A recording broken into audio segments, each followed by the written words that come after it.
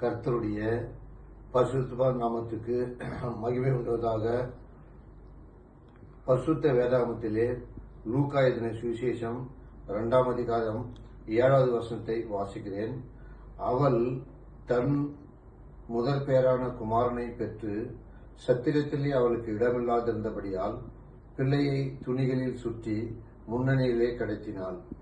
ஆண்டவராகிய இயேசு கிறிஸ்துவினுடைய தாய் மரியாள் தன் முதற் பேரான முதல் மகனாக சிரேஷ்ட புத்திரனாகிய குமாரனாகிய இயேசு கிறிஸ்துவை பெற்று சத்திரத்திலே அவர்களுக்கு இடமில்லாதிருந்தபடினால் அந்த பிள்ளையை துணிகளில் சுற்றி முன்னணியிலே கடத்தினாள்.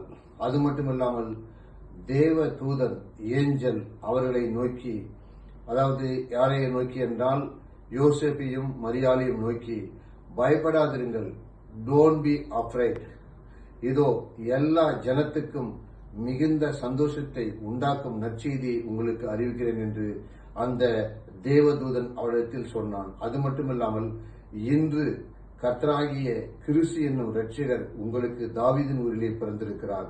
அவன் என்ன சொன்னான்னாக்கா, தேவதூதன் இன்று கர்த்தராகிய இயேசு கிறிஸ்து என்னும் இரட்சகர் உங்களுக்கு தாவீதின் ஊரிலே தாவீது ஊரிலே பெத்லகேமிலே பிறந்திருக்கிறார்.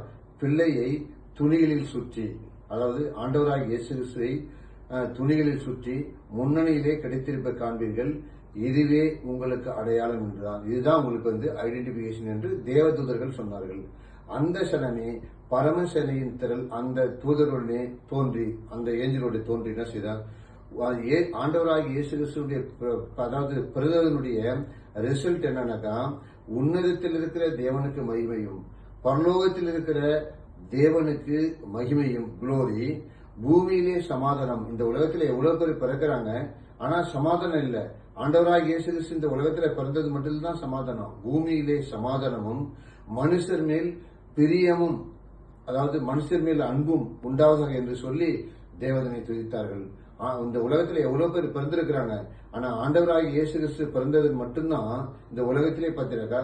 அதனால் தேவனுக்கு மகிமை உண்டாச்சு.